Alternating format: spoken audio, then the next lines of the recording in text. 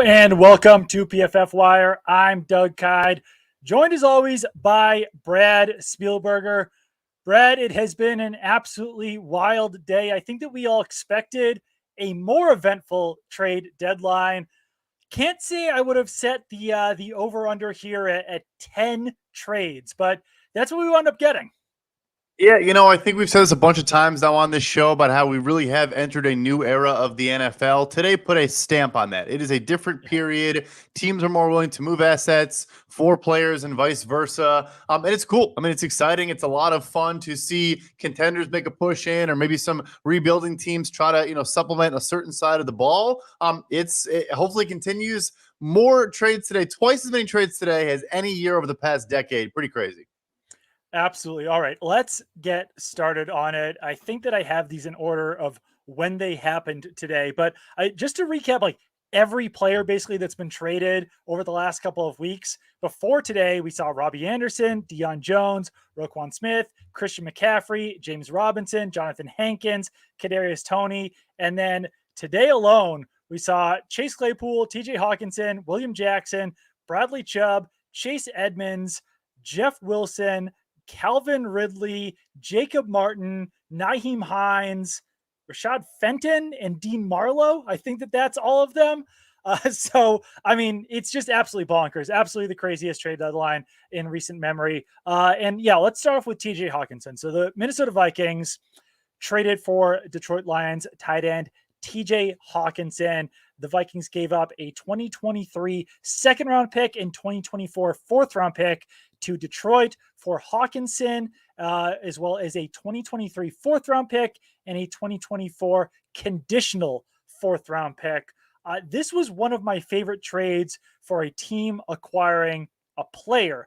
I don't think the value of what the Vikings wound up giving up for TJ Hockenson was that crazy. But then it's also, you would assume that the Vikings will wind up signing TJ Hockenson to a long-term contract, and signing tight ends is a pretty big bargain in the NFL, as we've discussed multiple times.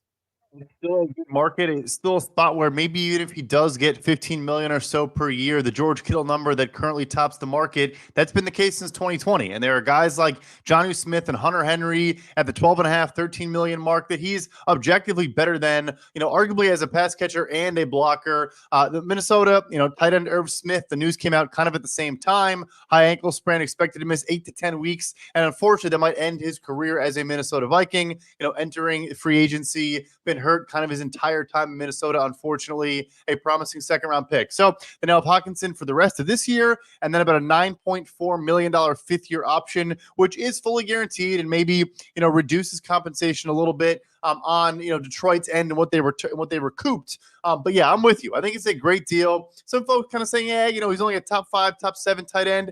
There's like 3 or 4 tight ends in the NFL that are meaningful, and I think he's right on the cusp of that conversation. Still only 25 years old, graded above 70 for us 3 years in a row. I agree with you. It's probably maybe my favorite return for a team bringing in a player.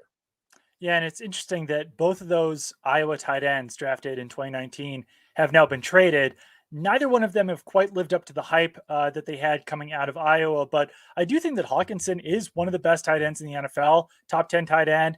He had at least one game this season with pretty crazy production for the Detroit Lions. So I think that it's certainly possible that he could replicate that in a different offense there with the Minnesota Vikings. Tough for him to get acclimated at midseason, but this did feel like a trade that was a little bit reactionary to the Irv Smith injury, because the Vikings really were not set up for a lot of success at that position behind Irv Smith. I think they had Johnny Munt, they had Jacob Hollister, they had an undrafted free agent.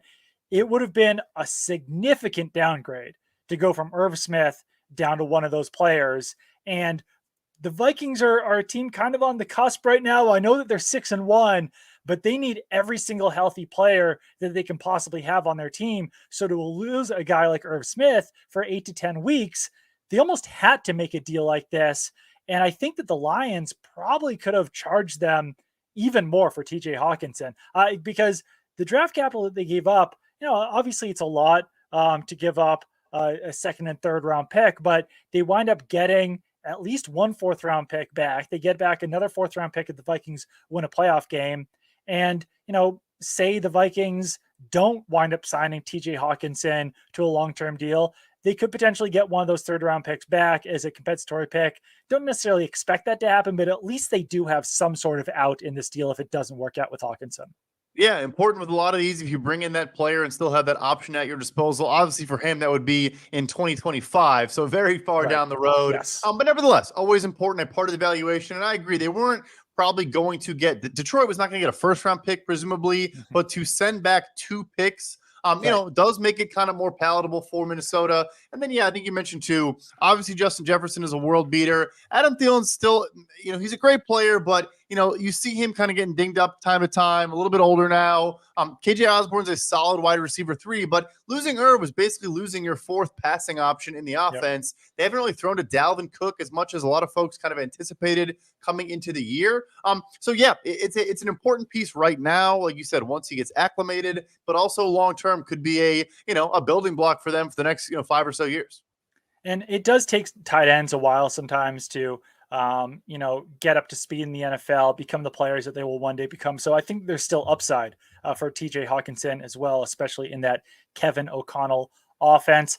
Next deal to discuss, the Chicago Bears traded with the Pittsburgh Steelers, acquiring Chase Claypool for their own second-round pick. There was, some debate whether that was the Ravens second-round pick, whether it was the Bears second-round pick. It did wind up being the Bears second-round pick, which will be significantly higher than the Ravens pick. And I mean, I have to say, this was a great deal for Omar Khan and the Pittsburgh Steelers. They have a player in Chase Claypool who's not getting a lot of targets right now. And there's really no possible path, at least this season, for him to get a lot of targets with Deontay Johnson in that offense, Pat Freiermuth, George Pickens, with a rookie quarterback and Kenny Pickett throwing the ball. And it does seem like that's caused some potential issues for Pittsburgh with that many mouths to feed in the offense. They drafted Chase Claypool, 52nd overall back in 2020. They're almost certainly going to wind up getting a better pick back for him after having him in the offense for 2.5 years. And, just simply putting Chase Claypool into the Bears offense, I like the fact that he's going to have 1.5 years to get, up to speed and everything like that with Justin Fields. I think that they need that wide receiver who can make contested catches. He's an unbelievable size speed combo guy. They just gave up a little bit too much for him. Yeah, that you nailed it on the head, and I think I'll do my my Bears centric kind of coping whatever spiel a little bit. It is an overpay. There's no way around that. A potential top 40 pick for a guy that has 1.5 years left on his contract as a rookie, and was kind of not on the outs in Pittsburgh, but been available for a long time. I said on this show we knew the Green Bay Packers were in the market here, had been calling and talking for about 2 weeks at this point, and the indication was a 3rd round pick was maybe all it could take. We found out today Green Bay did also, according to Andrew Filipponi of Pittsburgh Radio, that they offered a second. So Green Bay also came up to a 2nd round pick. Presumably that's why Baltimore's second was not enough to get it done, because Chicago's will be better than Green Bay's. Baltimore's probably won't be better than Green Bay's. So all that said, I think the way you can make the argument here is if you look at Chicago's moves in their entirety, they are prioritizing offense and finding out what they have in Justin Fields and helping Justin Fields grow as a player if they already believe in him and don't, there's no question of what they have. You add another weapon. He's a good Z slot combo. He's different than Darnell Mooney. He's different than all the guys they have. He's a good blocker, so he fits in their system, what they want to do. All of that totally makes sense. You build toward the future. You try to fix the side of the ball that has always been the problem in Chicago. But yeah, it is a bit pricey. He's a good, not great player. Last piece, though, we talked about a bunch. I mean, the wide receiver free agent market is barren. Jacoby Myers, we think, is the top guy potentially available. A former undrafted free agent of the New England Patriots. There's a couple other players around the market, but you're kind of jumping in early. You're getting this done now, trying to get some chemistry built. Former college teammate of Cole Kmet, who went about 6 or 7 picks before him in that draft. But nevertheless, you can understand the angle from Chicago. And when you look at everything in its totality, it makes sense. But, I'd be lying if I said it's not objectively a little bit of an overpay here. It is also a trade that's kind of a sum of its parts, because the Bears did make 3 trade deadline deals. So if I had said to you 2 weeks ago, would you rather have Roquan Smith and Robert Quinn, or would you rather have Chase Claypool, a 4th-round pick, AJ Klein, a 5th-round pick, and you have to move down a little bit in the 2nd round, you probably would have taken the Chase Claypool side, I would assume. So yeah, no, I think it's a fair way to put it. The interesting angle too is you're maybe extending both Chase Claypool and Darnell Mooney this offseason. Mm-hmm. I mean, I think if you're Darnell Mooney's camp, there's no reason you're not going to say, I'll let Chase Claypool go first, and then I'm going to top whatever that is, or at least they have every right to ask for that. Ryan Poles is giving a press conference right now in Chicago. He did mention that he talked to Bears leadership about trading Roquan Smith. I think he has made a concerted effort. We don't know exactly what's going on in these buildings, but it seems like he's made an effort to be honest, to engage with players on a more level, eye-to-eye playing field, and I think he's done that. But nevertheless, we've seen with Arizona, Patrick Peterson was talking about it all week on and off the field. In Minnesota, when you never reward the in-house guys and keep paying or acquiring guys from outside the building, it can create tension. So the one thing there too is, you might be paying 2 receivers that, again, I think both are good players, but both maybe not great players, asking for around $20 million a year this offseason. They need to spend money, but it's an interesting situation for sure. Drop any questions that you have in here. We might be able to get to those at the end. One final thing on Chase Claypool. I know that I'm always the one who brings up these compensatory pick formula things, and I don't think that will necessarily play into this trade because I do think that it makes sense to sign him to the long-term deal. I will say, though, that his production has already been lacking this season. I can't anticipate him finishing off this season with 500 or 600 yards, just the way that the Bears offense is constructed.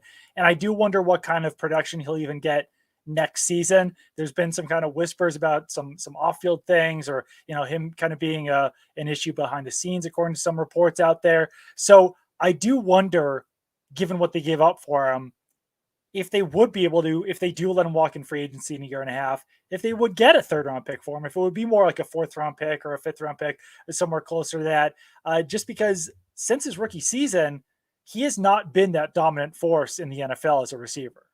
Yeah, maybe you make the case that it's the quarterbacks he's playing with in Pittsburgh, and then, like you mentioned, just all the other weapons. Where now it's frankly it's him and Darnell Mooney. I mean, the rest of the group at wide receiver is a class below. Cole Kmet's a solid tight end, but more of an inline guy. You're not really targeting him a lot in that offense. So yeah, if anything, I think it's probably a boost for his production. And yeah, it sounds like the off-field stuff is kind of about maturity. Right. Again, we don't know all the details there, but I will say Matt Eberflus and even some players themselves kind of talked about this offseason, how they had a reality check and said, we are being held accountable. He does not let anyone step out of line, and we're much more on our P's and Q's. And I think you see that on the field. I mean, there's not a lot of pre-snap penalties and dumb decisions, stuff like that, which was a kind of a staple of the past. You're not really seeing that in Chicago. So maybe it's a good fit, a good landing spot. Not that Mike Tomlin's not, one of the best in the NFL at helping guys along in that category as well. But, all those things, I think you can see a path forward where it's a win for Chicago. Yep.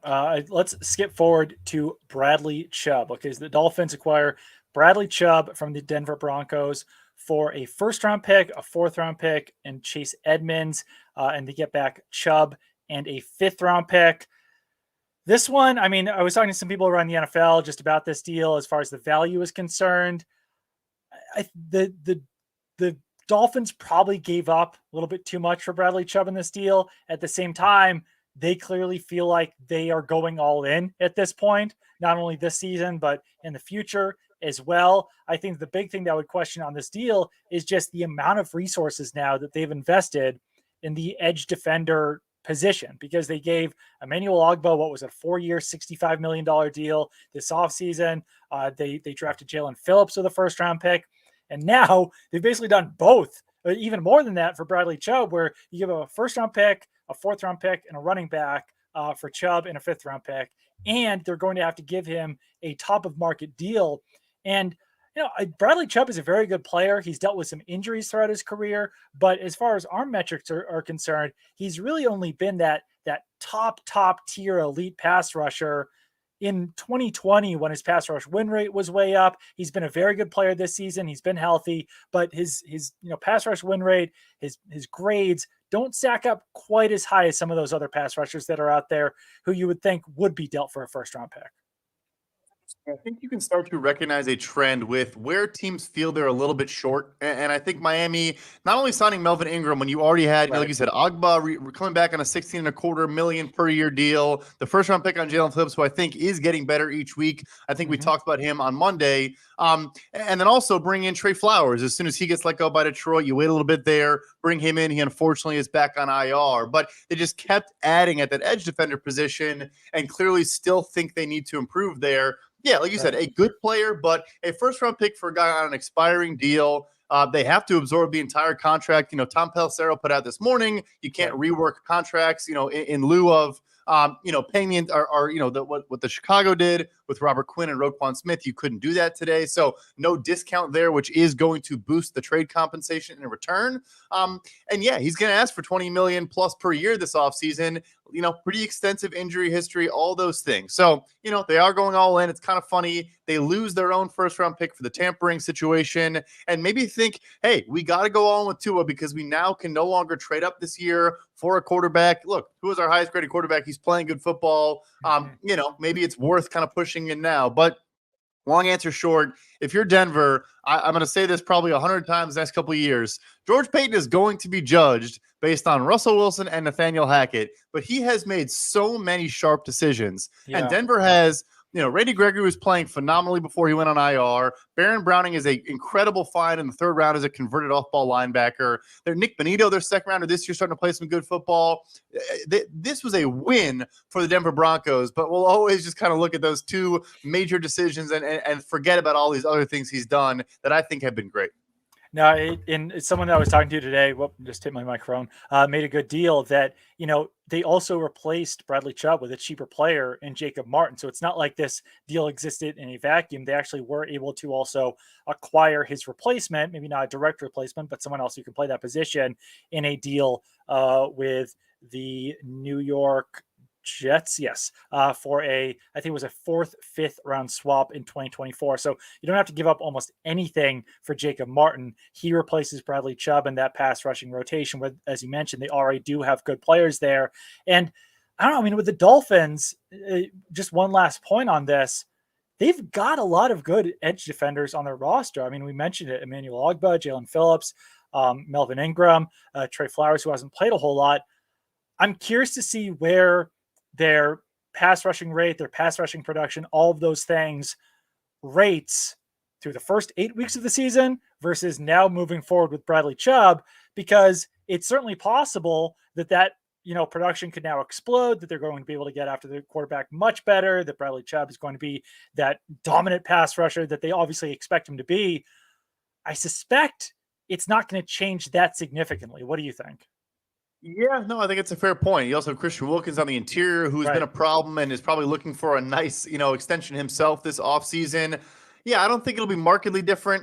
We have looked into it. It's not as good as maybe you'd expect based on the list of players. Obviously they want to address it for a reason. They've been susceptible at times. When you're playing that much man coverage on the back end, you need a pass rush that they can get home with 4 guys and let you do a lot of things in the back end. And they haven't been super successful in that.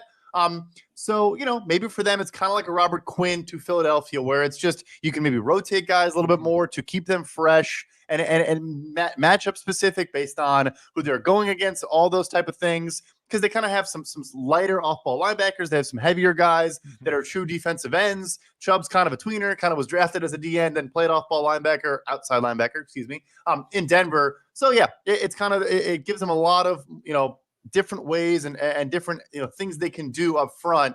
But I'm with you. I don't think it makes a massive difference. I think it makes a small difference.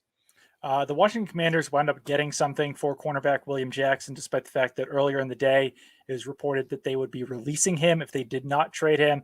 Late round swap with the Pittsburgh Steelers, and the Steelers have just dealt with so many injuries there and their secondary that I think it makes sense to bring in William Jackson just to fix things up there a little bit. But I don't know. I mean, they didn't have to give up a whole lot for him, but they also have to take on the contract. So what are they taking on contract wise for William Jackson?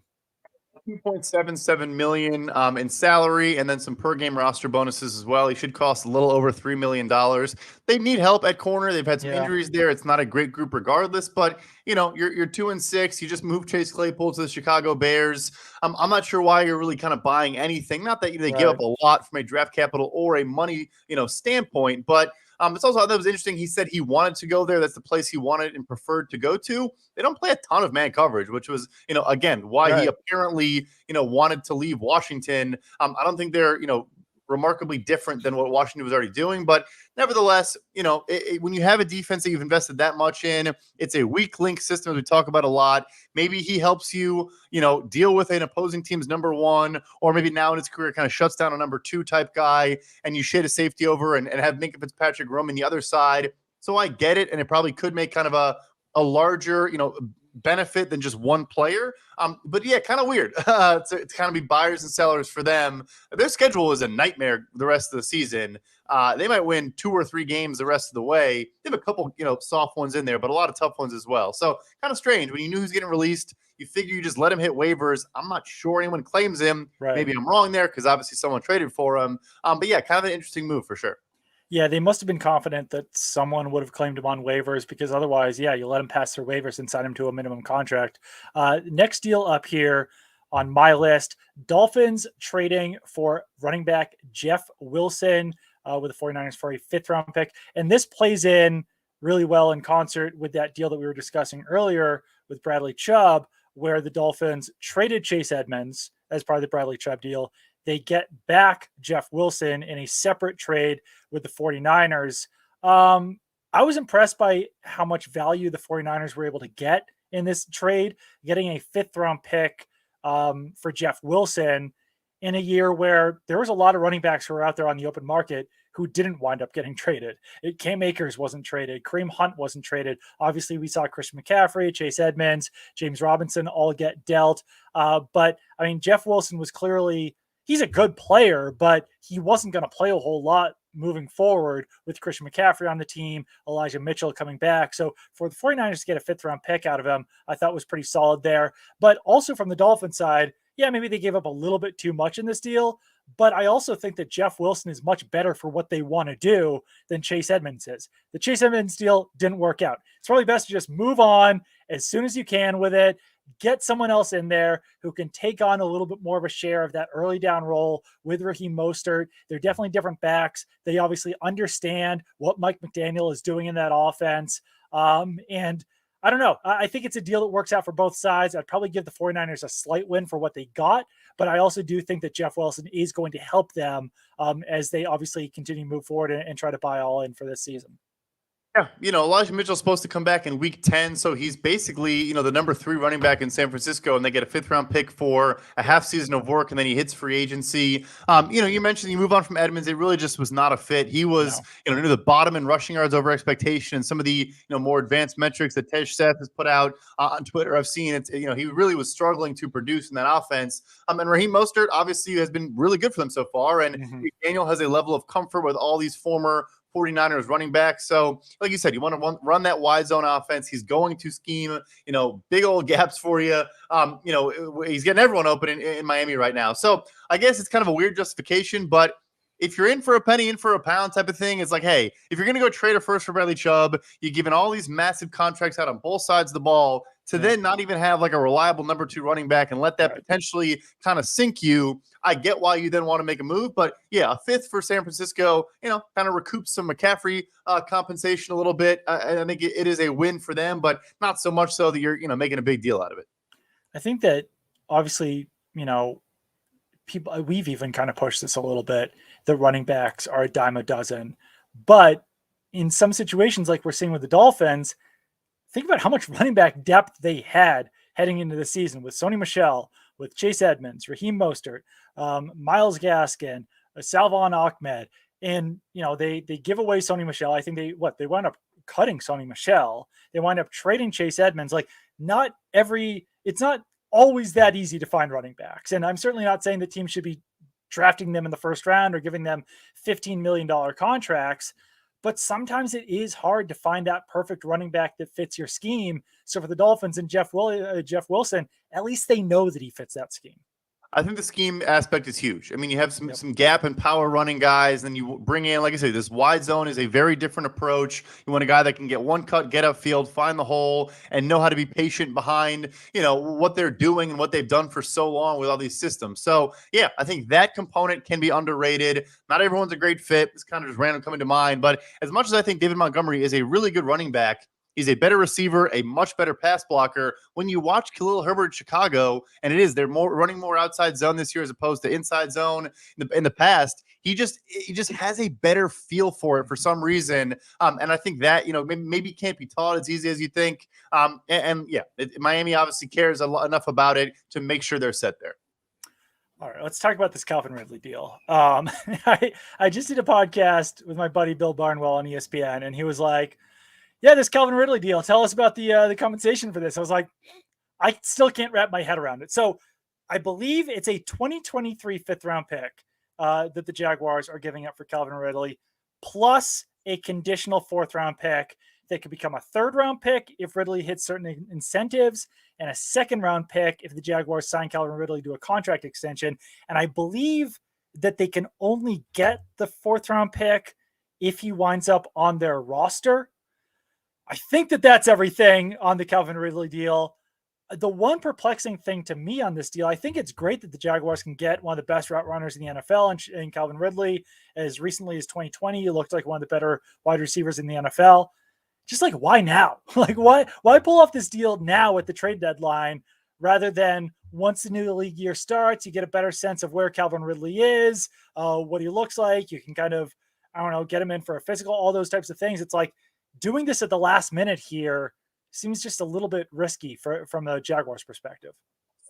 Point. Maybe they think, all the suitors otherwise are busy trying to acquire deadline talent and people that can come in and fix their team this season. And they stayed patient, obviously moved on from James Robinson and go out and are worried about 2023. For that reason, I actually really like it. Calvin Ridley has switched representation this offseason. For any questions if he wants to come back and play football, he absolutely does. Clearly, based on the fact that a team is making this trade and that he's, shopping agents and trying to set himself up going forward, it's great for Jacksonville. I mean, they need that true number one outside receiver. Christian Kirk has been a great addition for them, but is a slot receiver playing about 80% of snaps there this year. I know he played a little bit more outside in Arizona, but they've clearly made it clear they view him as a slot. And Trevor Lawrence, I mean, he needs that guy. So yeah, the timing is interesting. The conditions are obviously fascinating. I had someone ask if they've ever seen this before. The Jets and Giants did actually agree when Leonard Williams was traded from the Jets to the Giants. There was a condition that would have improved one of the draft picks if Leonard Williams had signed an extension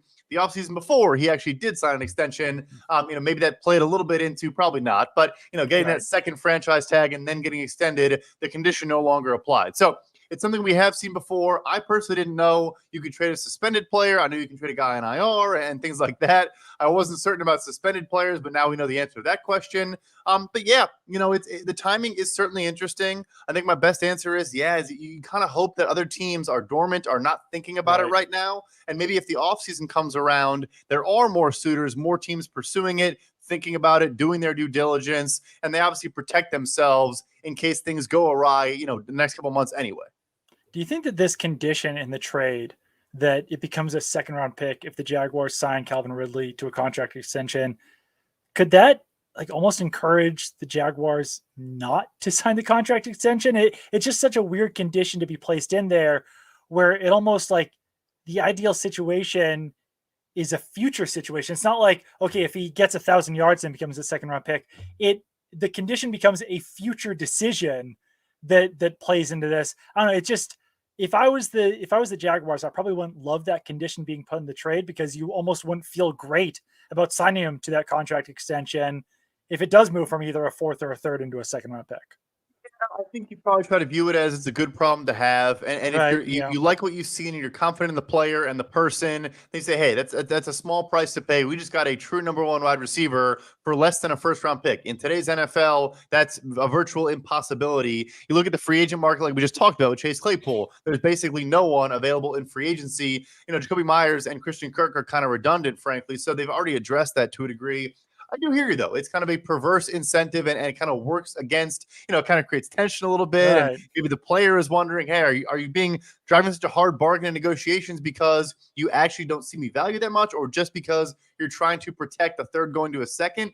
I totally hear you on that. I think it's just kind of end of the day. It's if it gets there, I don't think they're going to play games with it. If he earns it, comes in, looks like the guy they thought they're trading for, I think they'll have no problem with it. Because again, I would say this too.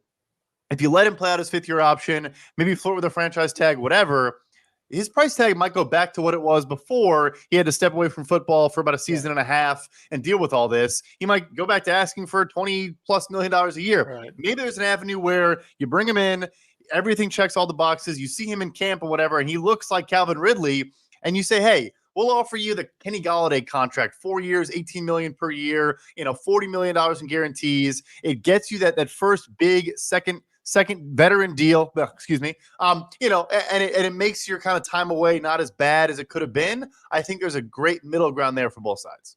For sure. Next deal up here, we'd heard about the possibility that Nyheim Hines can be traded. He winds up going to the Bills for running back Zack Moss and a conditional 6th-round pick. Sounds like it could become a 5th-round pick. I mean, if you compare this directly to the Jeff Wilson trade, I mean, it seems like a good deal for the Buffalo Bills. Nyheim Hines is one of the best pass-catching running backs in the NFL. Ran the numbers over the last 3 years. He is our second highest receiving graded running back in the NFL, right behind Christian McCaffrey. So Bills, we think we're in on Christian McCaffrey. They wind up getting Nyheim Hines. He'll share that workload with Devin Singletary. Probably good for him. I think it probably winds up getting more work with the Buffalo Bills. He's also a player who can play in the slot. He's been split out wide. He can be a returner. The Bills, the rich getting richer here with Nyheim Hines, and creates an opportunity for Zack Moss as well, because Jonathan Taylor has dealt with some injuries. So the Colts bring in another early down back to serve as depth behind Jonathan Taylor, and they had some success with Deion Jackson while Nyheim Hines was out as a pass catcher. So kind of rearranges but solidifies that running back group for the Colts. For the Colts as well. Yeah, I think it's a win-win. I think Indianapolis probably waited until after the Jeff Wilson deal, and maybe that's how they were able to get that condition to boost it to a 5th potentially. Like you said, we kind of heard about this last night. Obviously, Adam Schefter put out a tweet saying there were multiple teams interested, and you put out this morning, there was supposed to be a contender, a team that wanted to make a push and get a running back. Obviously, Buffalo's been in that conversation. I think the 2 points you touched on, his ability to play out of the slot. Isaiah McKenzie is a good player, but has been, a little bit inconsistent at times. And then punt returning. I mean, he had two punt return touchdowns his rookie season. He did have a muff or two last year and kind of has come back to earth a little bit, but is a plus as a punt returner. I looked at their punt return grades so far this year as a team. It's kind of middle of the pack. Kind of doing their jobs, a lot of fair catches, kind of, hey, why not just give Josh Allen some good field position and go from there? But if you need a spark and want to tell a guy, hey, try to house this thing, Nyheim Hines is a great answer for that. So I like it for both sides. I think, frankly, it's a win-win for both guys that probably will get more work in their new spot than they were in their old one. Definitely. 2 other deals to talk about. The Falcons acquired cornerback Rashard Fenton from the Kansas City Chiefs for a conditional 7th-round pick. We had talked about before how the Falcons needed more cornerback help, so that helps them. And then the Bills also acquired Dean Marlowe in a trade for a 7th-round pick from the Atlanta Falcons. So Falcons get 1 defensive back in, ship out another defensive back. Any strong feelings on these 2 trades, Brad? We promised to hit all 10, so we had to talk about it a little bit. We did. Yeah, I think it's, again, just like we talked about with Irv Smith, the reverse scenario is Chiefs' first-round corner, Trent McDuffie, was taken off of IR today. So it's kind of another situation where the 2 moves are in tandem and work together. I thought he looked great in week 1, obviously a small sample size, but, a good player at Washington. I thought he looked really good in early action this season. So I get it. Well, Fenton, I don't want to say got benched, but kind of got benched recently in lieu of some of the other younger, there you go, the Huskies, baby, DBU. So, it makes sense. And I think Tom Pelissero also mentioned Kansas City was so close up against the cap. They do clear $1.4 million in cap space. Although I should check that because that sounds wrong as I say it out loud. But nevertheless, they clear a little bit of no offense, Tom Pelissero. They clear a little bit of cap space. And look, if they want to make a move like an Odell Beckham Jr. or one more little piece in the free agent market, I know they were rumored to be heavily interested in the pass rusher market. Maybe there's a name out there, a veteran that's not signed, stuff like that. Guys that could get waived in the coming days because, important note, all players now are subject to waivers, including vested veterans going forward through the playoffs. I think that's a big part of it as well. So, as much as depth would be nice to have, you kind of have some depth there with some recent draft picks. You save a little bit of cap space, and maybe it enables a small move elsewhere as well. Definitely. As far as players who were not traded, teams that were not involved in the trade deadline, let's just hit on this real quick. The two big teams that were not involved that we all expected to be were the Green Bay Packers and the Los Angeles Rams. Packers still do not acquire a top flight pass catcher. Maybe they think they can pull off a deal with Odell Beckham Jr. now that Kadarius Toney is on the Kansas City Chiefs. Los Angeles Rams seem to be throwing around draft picks. They don't wind up acquiring anyone. I know the New England Patriots were looking to shed some salary at the trade deadline. That did not wind up happening. So now they have less than $2 million in cap space for the rest of the season. As far as players who are not traded, Kareem Hunt not traded, Cam Akers not traded. Anything stand out to you there? Yeah, I think also Tampa Bay as well, but them, I understand. They kind of made their push in the offseason. They signed all these guys. They have Akeem Hicks they can view as their deadline acquisition when he gets healthy, and Julio when he actually plays now, looked okay in the game on Thursday. So they can sell that to themselves. For me, the Rams, I think, were smart to sit. I know they have clearly loved the philosophy of we trust veteran, known talent over draft picks. I get it. Could be cool to see maybe their first round pick since Jared Goff in 2016 utilized this year. The scouts, you got to work this year, scouts. Wake up. But yeah, so, I think it was smart for them because, look, they are not a player away. Even if it was Brian Burns or Brandon Cooks, their offensive line is struggling so mightily right now. Their defense has been good, not great. I don't think one player was changing much for them regardless. Green Bay, to me, I think it's fascinating. I mean, again, we know they were involved with Chase Claypool. They let an NFC North foe swoop in and take him from under there, right up from underneath them. Yep.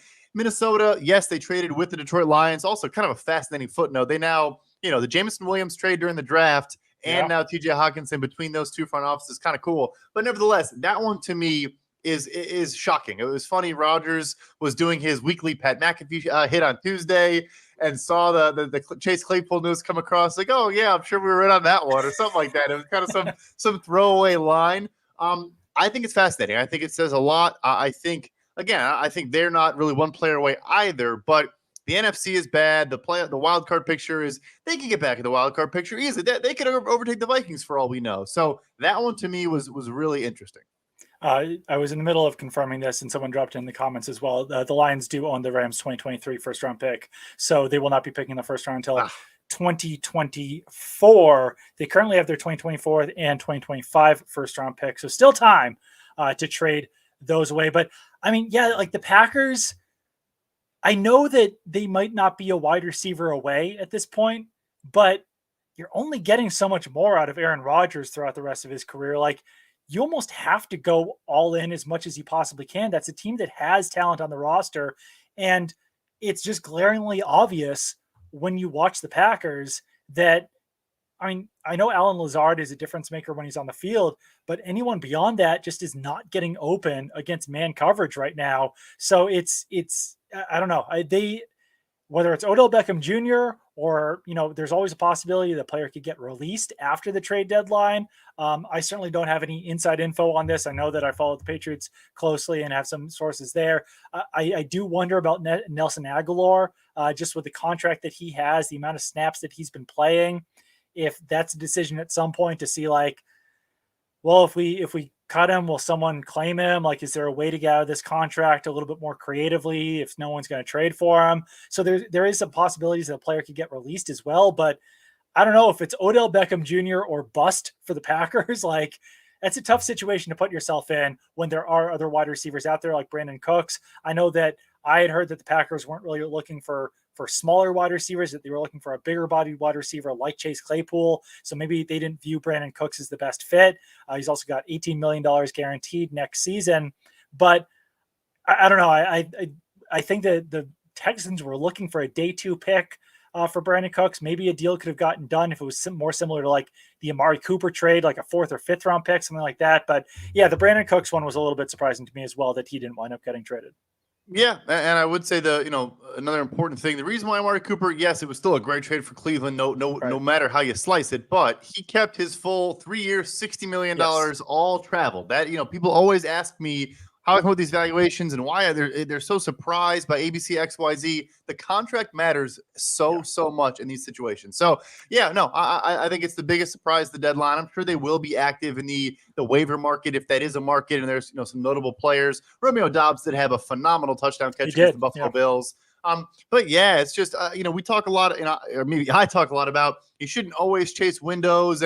But look, when you extend a 38-year-old quarterback on basically a year-to-year deal, he has a $58 million option this coming offseason. They have from the day the season ends until the day before week 1 to either exercise or decline this option. Or I guess really it's exercise or trade him. They decline it. They pay him $58 million fully guaranteed salary. So it's just, why do all that? Why bring back Devondre Campbell, Rasul Douglas, go down the list, and then not bring in what you need to kind of truly make a push? Kind of weird, a weird pull and push and pull situation in Green Bay.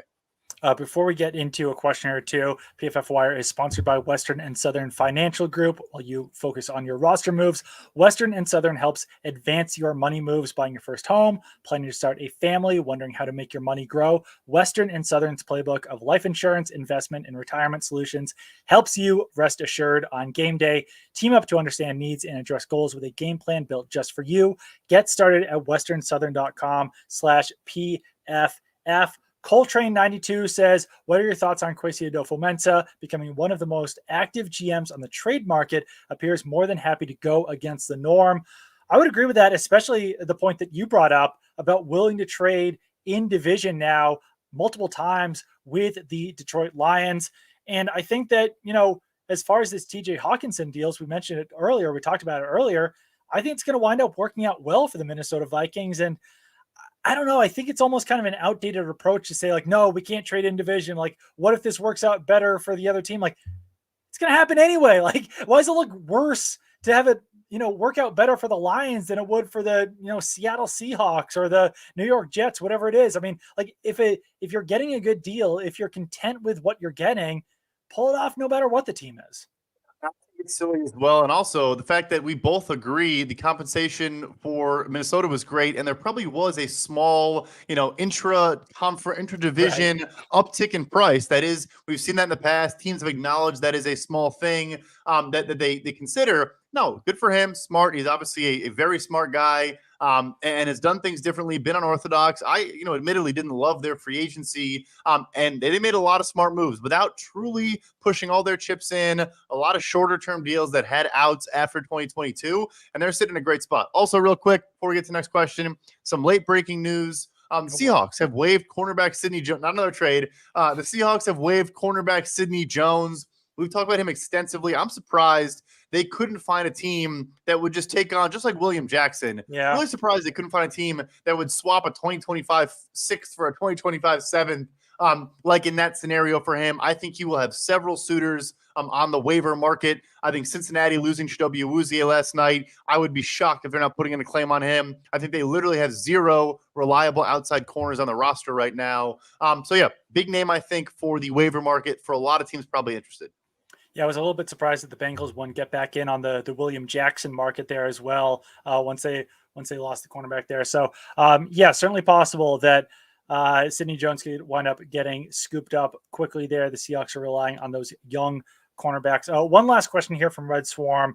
With their upcoming draft picks and what should be one of the highest cap numbers next year for free agents, the Falcons could be a very good team real soon. I guess that's not so much a question as a comment. I agree that that's a division that is wide open, and they could wind up improving quite quickly. All right, any final thoughts on today's trade deadline? I'd say it was like next year NFL, you could probably scale it back to like 5 or 6 trades again. Like 10 was fun one year. Don't know if we need 10 every single year, but obviously it's good for the league if something like this is going to happen every year now.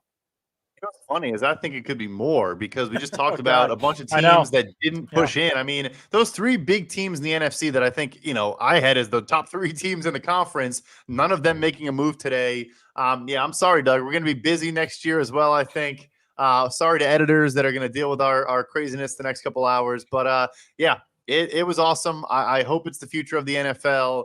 It is exciting and fun. And the NBA, I'm a casual NBA fan. I enjoy the offseason and the trades as much as I do the actual games themselves. I'll never get there with football, but today was awesome. definitely was fun.